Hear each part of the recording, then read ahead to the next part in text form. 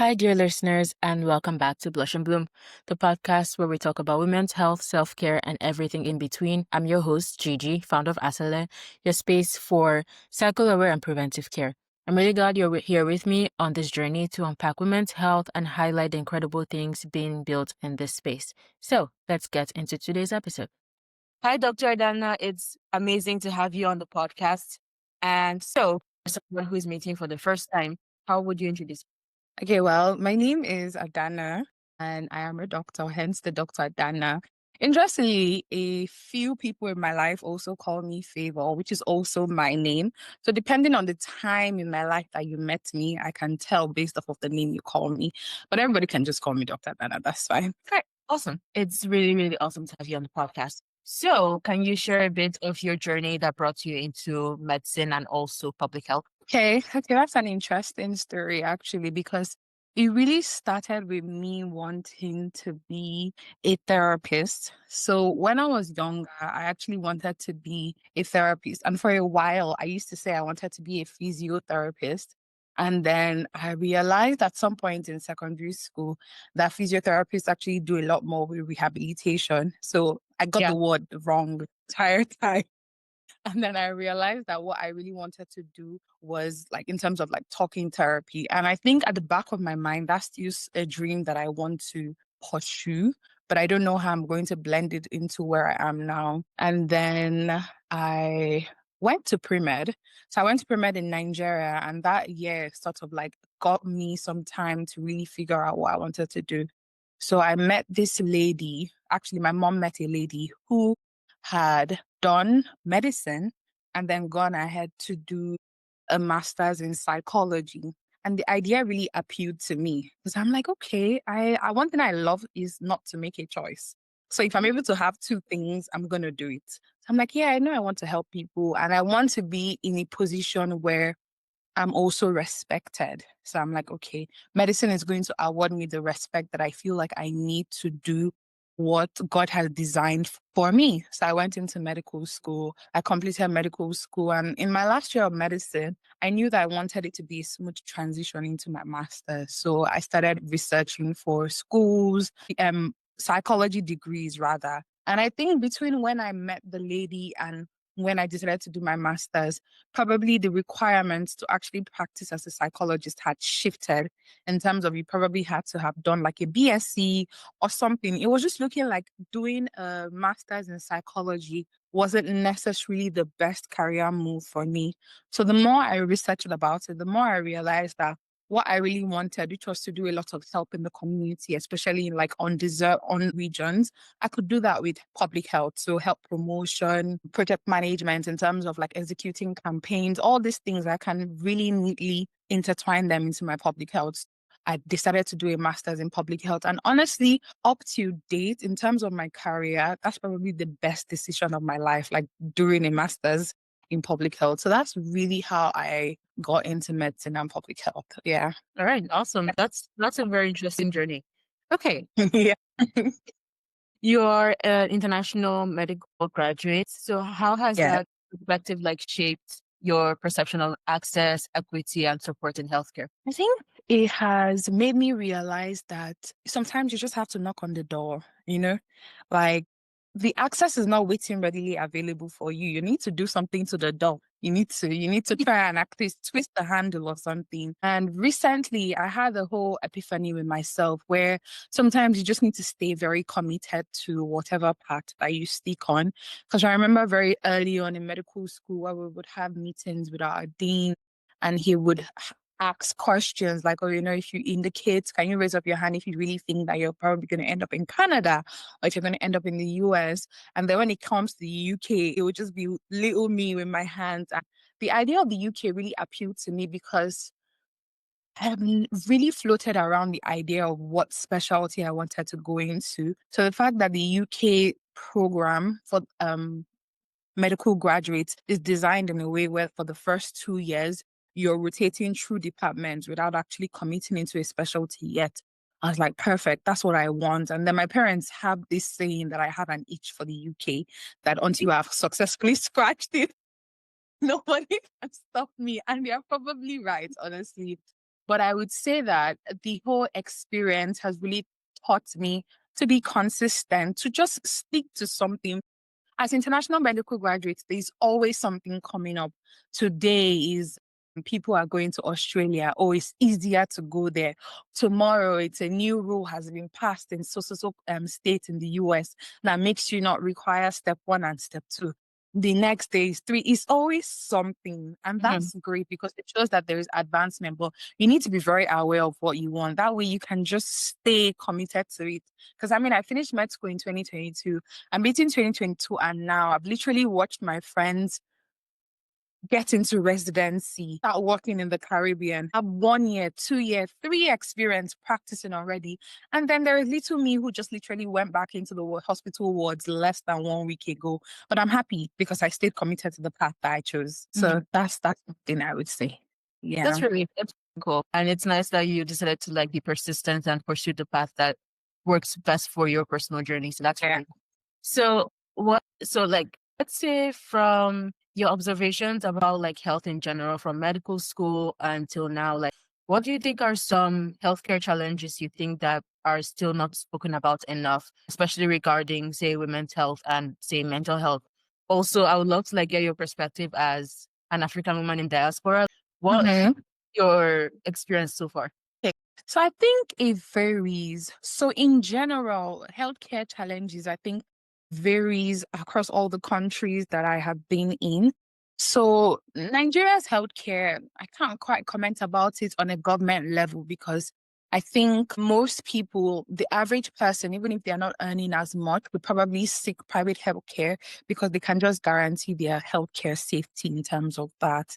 And even on that level, if I was to rate the good experiences that I've had compared to the bad experiences, I think the bad will outweigh the good. Then when I look at St. Lucia and Jamaica, very interestingly, the healthcare in Jamaica is very impressive to me coming from Nigeria because I remember going into the hospital in the morning and typically where the patient would sit for outpatients in the morning, it's full, very full. And then I used to get off as a med student like between 3 and 4, and I would walk past there at that time and it would be empty. And every day I was impressed by it, like every day. And I'll be like, okay, wow, you're trying to tell me that all those people that were seated there got seen?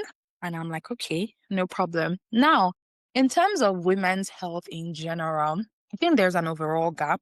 There is even a bigger one in the UK, which we're really doing our work day by day, because I think it's very overlooked how much influence our hormones have on other parts of the body, basically. And in the Caribbean, we would call these things like liaison rounds, when one thing is happening to one part of the body and they might influence other things. For example, maybe someone can present with depression, but what's really happening is hypothyroidism, which can present as depression. So I feel like with women's health, sometimes things that are going off with your body can affect every other thing, like weight gain, stress levels, migraines, headaches, bloating. And it's like it sometimes is down to just having a proper history, a proper gynecological history taken. How are your menses? Are they regular? Like the way people omit those questions is scary. It's like, hello, I'm a woman. So I feel like fundamentally, it's not even emphasized. So when these big issues arise, it's like, okay, where do we go from here? But like even earlier in the year, I had published an endometriosis report with Glacie, and just researching on it was like, it was just really heartbreaking, even down to some of the essays and some of the reports that I had done in my master's. So fun fact, when I did my master's, every module I did, I alternated. So if I did something based on women's health in this module, the next one I would do something based on mental health, because those are the two things I really, really like.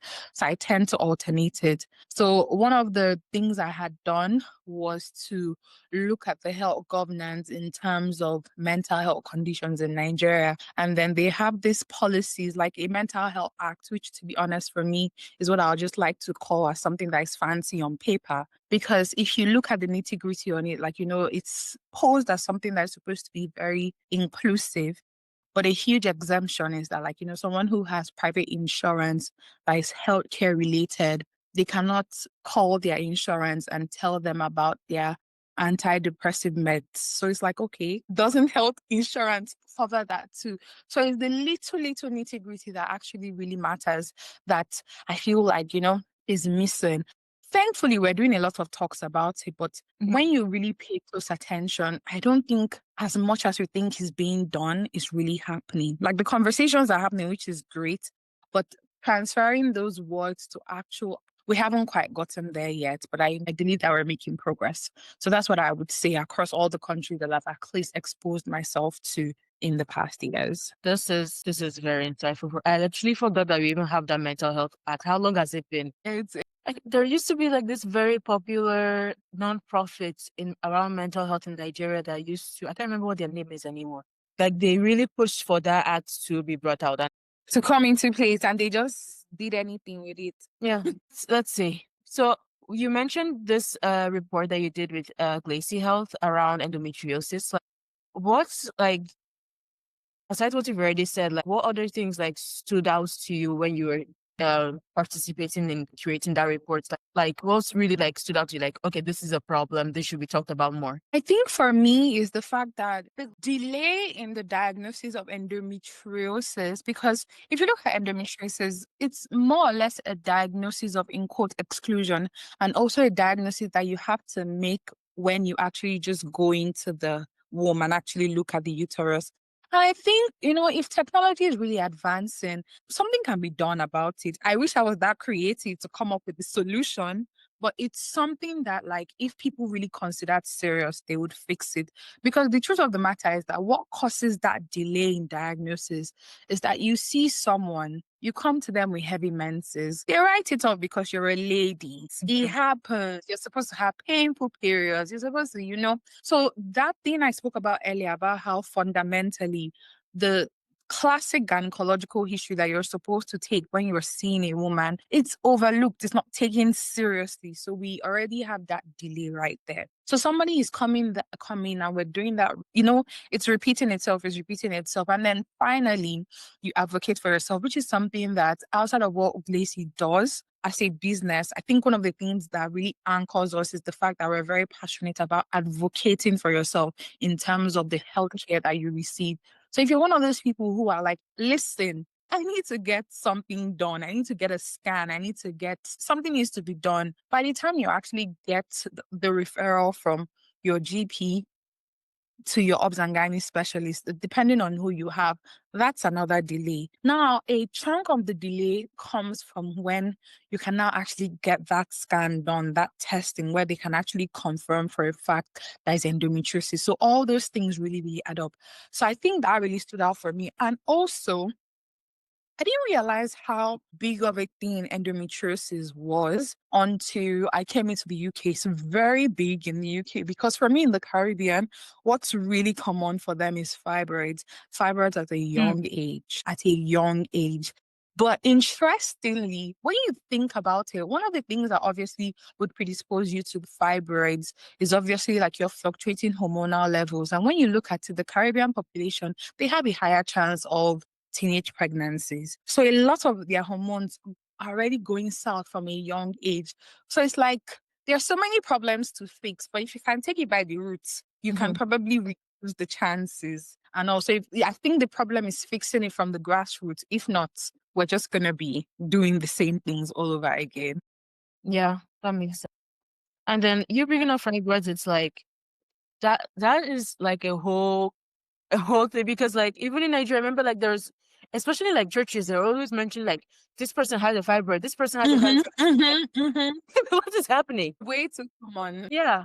And I think I did like light research. I haven't done a lot of research on it yet because it seems like maybe like Black women are more predisposed to have it than the rest of the population. So Yes. I think a lot of work is being also like being done to understand why that is. Also, I think it relates to how like say Black people are also predisposed to having more cases of diabetes and high blood pressure and some other illnesses and stuff compared to other populations. So when you look at it that like women have been ignored, and then we have this section of Black women who are predisposed to certain things more than the rest of the population. There's so much going on there. Definitely. And even outside of like our genetic compositions, I think something that a lot of people really overlook is someone's social determinants of health. So where they are born, where they grow, where they live, where they work, their income, their education. There was this diagram, I can't seem to find it, but that was one of the pictures that we had looked at when we started our MSc in public health. And they had shown it to us to basically like pieces down the idea that public health is a clinical degree. It really isn't at all.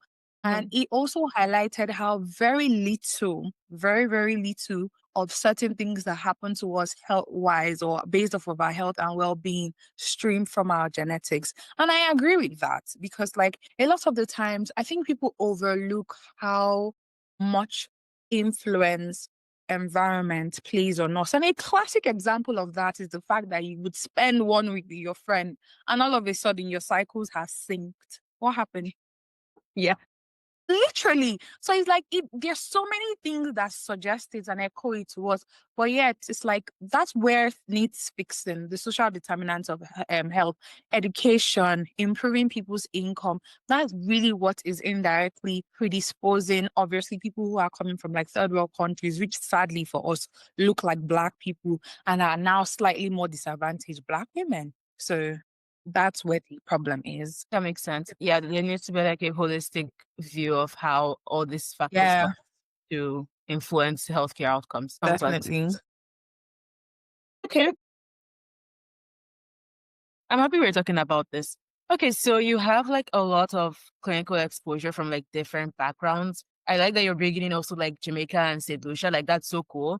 Like how has this global perspective like influenced how you approach care and advocacy for the things you're passionate about? I think for me, it makes me realize that whatever I can do, it needs to be sustainable and it needs to be replicable. So Mhm. it's like what I'm gonna do in the UK may fly in the UK because of the way the UK is set up.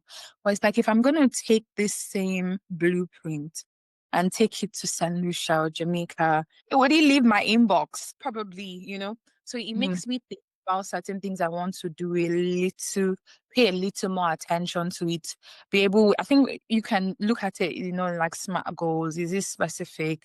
Can you measure it? Is it attainable? Is it replicable? Is it time bound? Those kind of things. And my public health course leader, literally one of the best people in my life, she would always say, this healthcare intervention, this healthcare promotion, this campaign that you're doing, when the time that you've dedicated to it elapses, can it keep running by itself? Can the effect that will it be sustainable? If the answer is no, then obviously something that is short-lived and brought out a good outcome is great. But what is greater is something that can continue running on its own, an effect that starts off a good domino effect and it just continues. So I think that global perspective has helped me pay attention to little details that really make or break the idea of something being reproducible. I think that's what I would say is my hugest, takeaway. Okay. That's that's awesome. All right. So leaning on to that a little bit, like what role do you see in like storytelling and active community activities? How they connect and play into your work? I think it makes everybody else who may be going through the same thing feel seen and it encourages them to also speak of, because sometimes you go on TikTok and you see something and you're like, wow, we're really living the same life. Like where I am now in the UK, a lot of the people who are also practicing here went to the Caribbean. We were all in different islands, different schools, but we carry the same burdens, we carry the same experiences. And it's like, if we're never in this same location, if we're never in one person's parlor talking about our experiences, we'll never have known. So I think that's the thing about really just expressing yourself. And for me, very early on, I really accepted that it will always be quality over quantity for me. So when I talk about something, I don't need 100 people to like it or to resonate with it. I really hope that it stays that way when I become big. But I just always tell myself that I just need one person to feel like it's okay.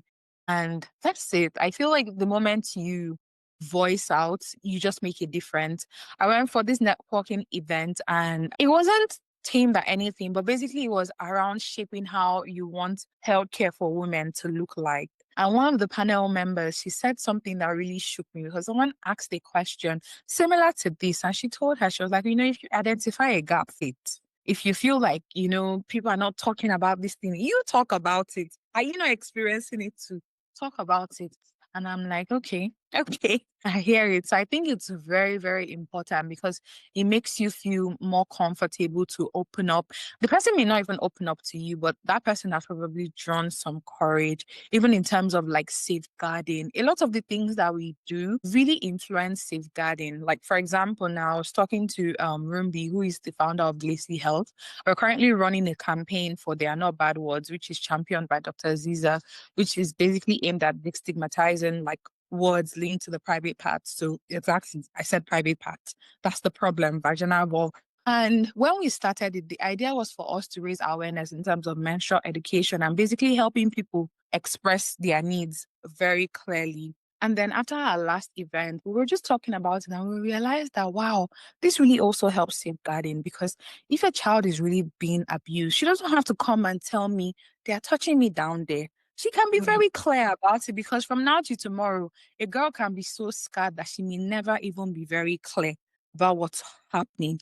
But if we're having conversations about how people all period products, sanitary, like, okay, what suggests that is unsanitary? Something that happens every month. It's just period products. So that's even something that I'm still working on. And when I say it to some of my friends, they remind me, like, Adanna, it's not a sanitary product. It's just a period product. It's something that happens to you every month. You didn't do anything. Literally. So little things like that. The more people talk about it, the more everyone just feels comfortable. One day maybe we will feel okay to just hold our pads as we walk into the toilet and not feel like we've committed a sin, but we're getting there. We're really getting there. This just reminds me when I was in secondary school and always came to the school. And everybody would like shove it somewhere just to hide the pad. Oh my days, this thing, like, no, those always come into it's such a triggering thing for me because I never understood how they would come every year. And every year I left with nothing, no knowledge, nothing real, just free products. Like, and I think that is such a beautiful avenue for you to do the work. But it's like everybody passes around the subject, gives people free on their pads, teach them how to wear it, but nothing tangible, literally. And oh my days, you don't understand how I feel very strongly about that always and coming to say because I'm like, please do more. So the fact that you said it and how guys didn't join these conversations for whatever because it's like as much as they're educating us, men need to really be aware of like different phases women go through. It helps them better understand their sisters, their moms, their partners. So it's like, why are we exempting them from the conversation? It needs to be part of it. Yeah. Yeah, it didn't make sense to me that they will only like say like, oh, there's something for the girls. And guys would then be like, what is it? What is it? What is it? And everybody's like hiding the thing and like quite like shoving the thing into the bag. Now that you even said it, because like it's just not realized that like after those people came to the school, I think I learned more from the booklet itself than from the session that they had. Because the booklet was Just actually cool. You're right. You're very, very right. You're very right. So that's really that's one of the many things. One of the many, many things, really. Yeah, I agree. This is true. Okay. And when you said, it didn't even like clock to me that sanitary parts is a weird word. It's like, what do you mean it's unsanitary?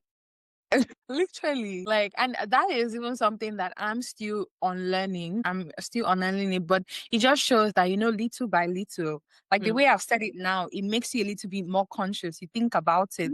You even see where I'm coming from. It's little by little. You talk to your friend. The thing just keeps spreading and boom, we're making change happen. It's really that little. Like, yeah. So, Food for thought for real. yeah, sanitary. Okay. It's just like it didn't. I don't think it's the only one because it's just not like you hit like, oh, that's what it's called. Like, okay. So I actually had a question like prepped around this, more to share around it. Like, what kind of language or imagery? Okay, I think in terms of imagery, I don't want to like roast always, but like people like dancing and jumping in pads is crazy. But okay, No, that one advert I can let it slide because it's a bit catchy, but like, it was cute. That's for sure. Lots of tissue in the air. But yeah, like what kind of like language, imagery, assumptions in healthcare do you think is quietly harmful? How do we challenge them? Sorry, could you take that again? Okay, I was saying that like it's basically like layering of what we were just discussing, like what kind of Mhm. like languages and like the sanitary situation and imagery and assumptions in healthcare do you think are actually harmful, but people don't really see it that way? And how do we challenge this? Like, for example, this thing that we Mhm. discussed. Okay. I think it's very age specific. So as much as I'm very pro, we need to speak directly, I will Mm, not disregard or push to the back that obviously certain things come with certain ages. I think from the get-go is something that needs to be buildable. So if you're not building on it, you're not doing anything. So the way you're talking to your child between 1 and 5 about how you don't want like strangers are not meant to touch her, maybe by that point, not calling the name, but you're actually filling the places so she knows what you're talking about. You can't be doing that between when she's like 8 and 12. It mm, progresses. It's supposed to be a progressive thing. So I don't know if anybody, can come up with a guide in terms of how to build on sexual education because I don't see why your child, the average person probably starts seeing their period in from when they're like 9 to 10. And if you're starting to see your period, you're automatically like you're in your reproductive age already. You started seeing your periods. If you're seeing your period, you should have certain information very clearly spelled out to you. Not yeah. because you intend to engage in certain things, but it's like you need to know what could happen. You need to know that at this point, like if certain things maybe happen to you, you need to speak up, not because of only just the safeguarding, but these are the things that can happen to you. I had this really like painful incident where someone had spoken to me about something. I won't go into details about it, but because I understood the history around that person, as much as I tried to be there for them, I was also very clear that, your chances of this, and this is very high. So you need to do something about it. So I think it is age specific and is also very context specific also. Very context specific. Like for example, the advertisements. I have no comments about advertisement because I don't know why we're paying, but okay. Okay. Eh, maybe we can make pads free and then the other specialized period products, the ones that are climate friendly, the period underwears. I would spend money on period underwear. Just Yeah. saying, me, I would. They're really Yeah, good. yes, we can do that. But like, I just feel like certain things, they should just be hoha, you know? But guess being mindful of the consumers also. So I understand why some people sometimes could be a bit iffy, maybe when they go on the internet and maybe the video that the person is posting, maybe you can see the person's period product and all of that. Like I see both sides of of this coin because it's like, it's really part of what happens when a lady is a lady. And then there's also the fact that we can also not control who is consuming things on the internet. So it's something that we just have to be mindful of. But I vote more for being direct than not direct, to be honest. That's where I think I would stand. That makes sense. That makes sense. Thank you for sharing that. Okay. So let's say like somebody listening to this podcast wants to join in the conversation and be more to advocate more for change around these topics. Say how we present discussing about periods and women's health in general. Do you think is the best way for that person to start? Well, I always sign out all my emails and post in one way, making change in my own little corner of the world. I would say the exact same thing to them. It's as simple as, oh, I was listening to this girl's podcast and I realized that, calling these things sanitary products is a bit odd. Maybe we should just call them what they are. It's as simple as that. It's as simple as flagging something that you realize may have been off in your school is as simple as also making use of the position that you're in. There's nothing I love more than to be in a position of authority as a woman. And I know that might sound somehow, but it's that because I can probably only guarantee that I can do more when Mhm. I'm in that place. So I feel like anybody who wants to be a part of this, if you're really in a place of authority, as Mhm. little as maybe for someone in human resource, talk about how you feel like a lady can in this private place. You can pitch it to your CEO because you know that it will probably make his ego nice if he says that in my company the women at least have one day of hybrid work because of their period. Something like that. Get creative with it. And if you can start off, in where you are, that's more than enough. Because if everybody decides to do something little where they are, it adds up. And then all of it, something good is happening. So that's what I would really, really say. Yeah. All right. Awesome. Thank you. Okay. So what's something that your work has taught you that your textbook or your degrees wasn't able to cover? Listen. Really listen. We're reading and we're like, this is, so just listen. Just listen. And I think textbook medicine doesn't teach you how to add the pieces together, pieces that are not linked. So, somebody comes in with chest pain, is radiating to the jaw, this is that. Those are pieces that you studied it as pieces that will come together. So what happens if one piece is here, another piece is there, another piece is there? You need to be able to piece it all together. And I think that's why I would say listen. That's something you learn in practice. You really just need to listen. You listen in the hospital, you listen to your patients. When you're out on the field doing health promotion campaigns, listen. Just listen. That's what I would say I've learned in the real world. I've learned to listen. A lot of the skills that I think I possess on a personal level, so in my personal relationships, I've had to modify them professionally. A perfect example of this is my communication skills. I pride myself being excellent in terms of relaying my emotions, relaying what I have to say. Maybe I tend to talk a lot, but depending on who you ask, when I take that communication skills and apply it in my workplace, it's still very good, but I find that certain things I would do like personally. So if maybe I was supposed to get back to my friend about something, if I haven't done that thing, because she's my friend, I may not want to hurt her. So I'll try not to say anything until I've done it. In the workplace, the ideal thing is for you to update them that you haven't done it yet, but you're working on it. So you see those little overlaps. I've learned to have to take what you're good at on a personal level and refine it a bit so that you can also excel in your professional setting. So that's it. You need to be, what's the called word? Malleable, I think. Yes. And then just learn to listen. Okay. Yeah. All right. So let's talk a bit about how being able to put all these pieces together. So being able to see beyond your textbook and what you learned in uni and being able at med school and being able to combine all these pieces together. Could you share how that could look like in a practical sense? Like say you're presented with somebody and then you're the textbooks is telling me this, or what I learned from school is telling me this, but then how do you factor in all the other things? Okay. So let me use a classic example. I'm trying to think of what can be good. Let's go with a vaginal infection. Let's maintain that team now. Textbook would tell you how, candidiasis would be whitish, cottage cheese, and all of that. But imagine you see a patient on the ward for whatever reason.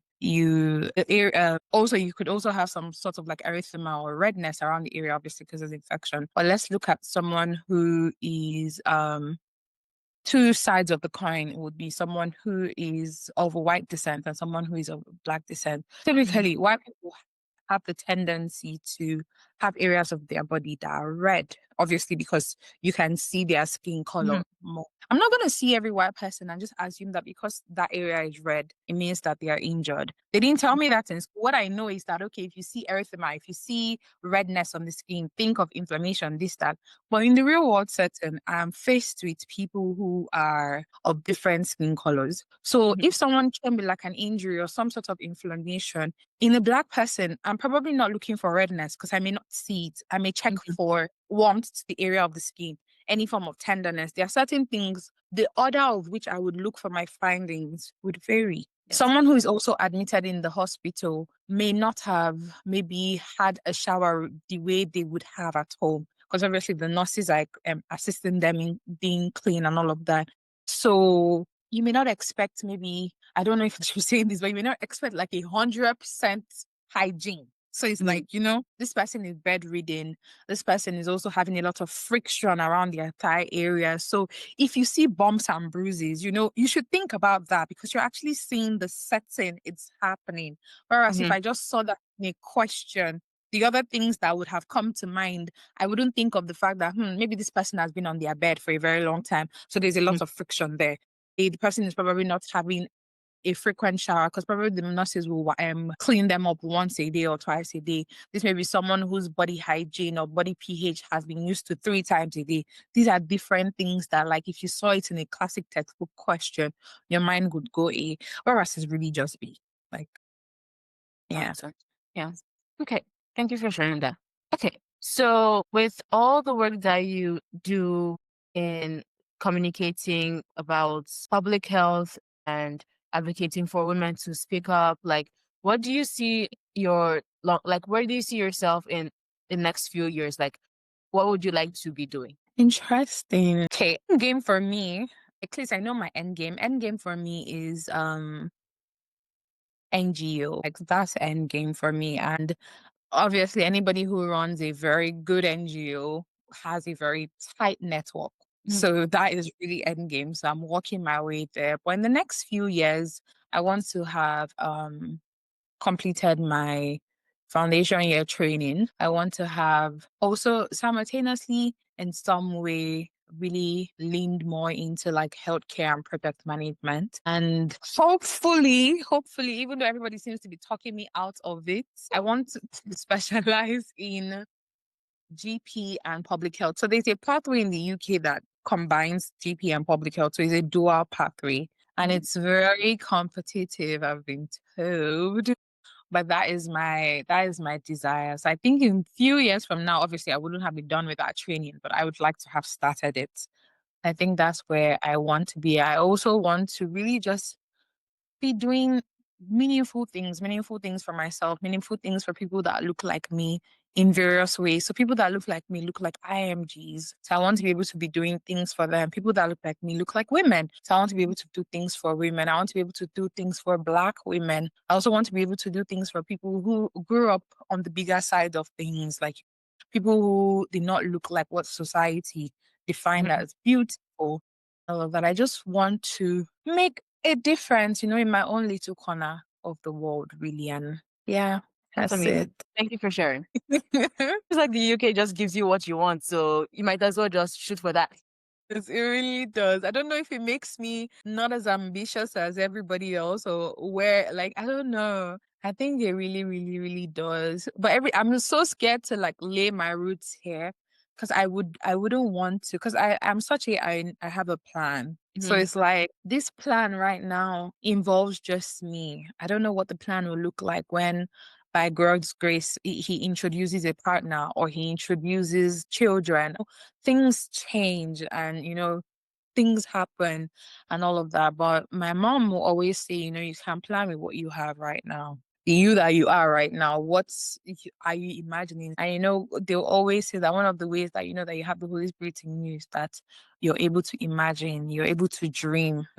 Yeah, I'm so sorry. I'm a Christian. It manages to just slip in right there. That is it for me. Okay. All right.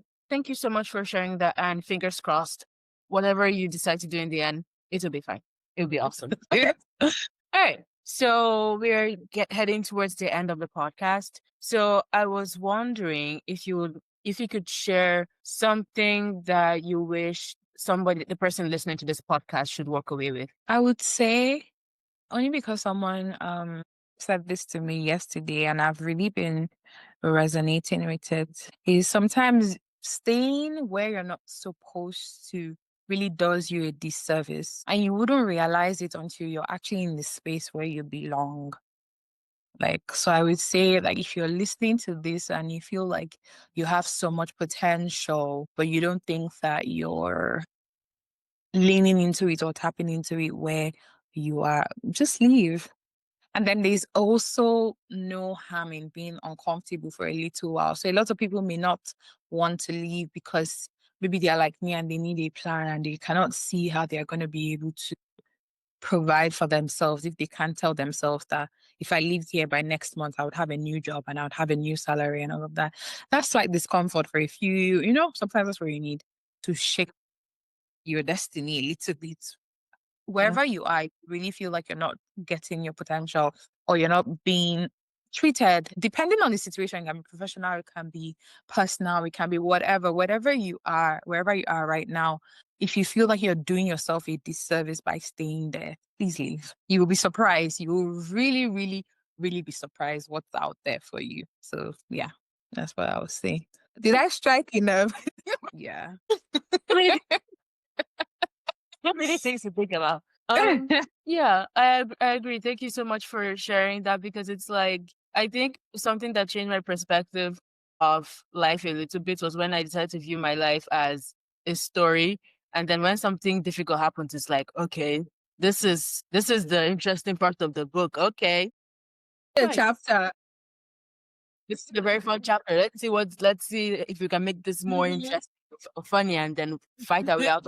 We get You're perfectly right. this is thank you so much for sharing that because I agree, like sometimes you may just be trying too hard to play safe and you never really know until you like try the thing, and if it doesn't work out you figure it out from there. Yeah, definitely. Yeah. All right, awesome. Okay, so I recently introduced this new question to the podcast. So Okay. basically, what would you tell 15-year-old you? Oh my days. Oh my God. Let me think. Where was I when I was 15? I was in high school. Oh my days. What will I tell her?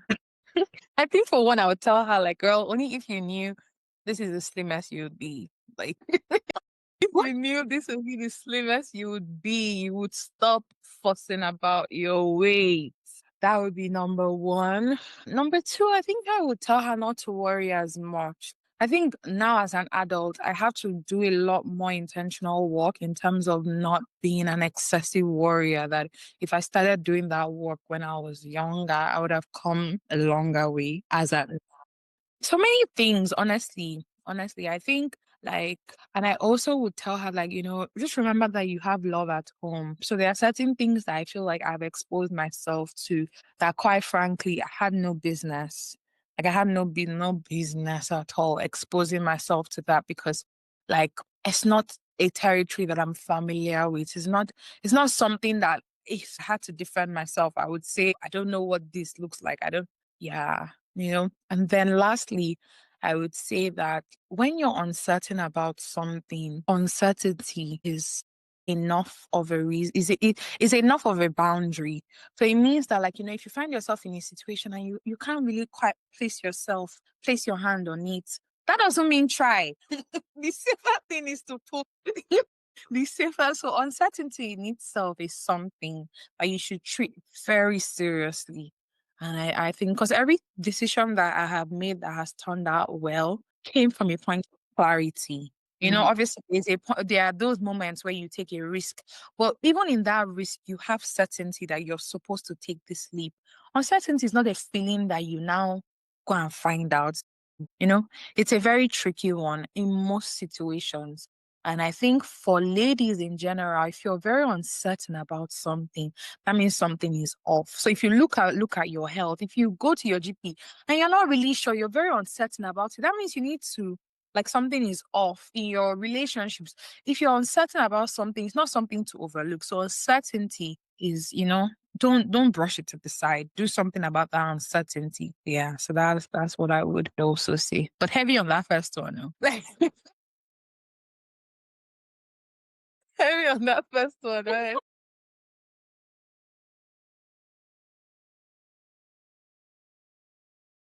What?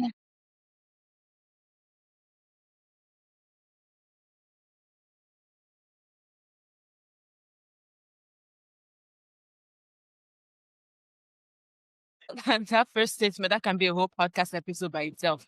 All right. So let's say somebody's vibing with you and they love your vibe. They want to like learn more about you and what you do. Like, where's the best place to like learn more about Dr. Dana? I think I would say my LinkedIn one.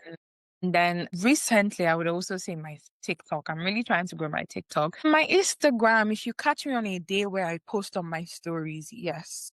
But I would say right now, LinkedIn, TikTok. If you want to see me quiet, my Instagram, yeah, I do post, but like, yeah. So those are my top three. And if you're one of the elites who make it to my WhatsApp, yeah. Yeah, one of those top three, I would say. Yeah. Okay. All right. Thank you so much. And it's been a pleasure speaking with you on the podcast. Really Like, appreciate you taking the time to speak with me. And for those who are listening, she's literally in her scrubs. Like she just like so I really appreciate it. literally anything to have a meaningful conversation with the beautiful you. Wow. Like I'm so glad to have been here. Honestly, I enjoyed it. Happy to hear that. I enjoyed speaking with you too. Hi again. Thank you so much for listening to this episode of Blush and Bloom. I'm so glad you joined me for this conversation. If you found it helpful, please share this episode with a friend or someone who might need it. Let's keep talking about women's health and working towards better outcomes for all of us. You can find more episodes and resources at www.asale.tech and check out our app at www.asale.health. And you can follow us for more updates on Instagram at asale.tech. Until next time, I'll see you in the next episode. Take care and bye bye.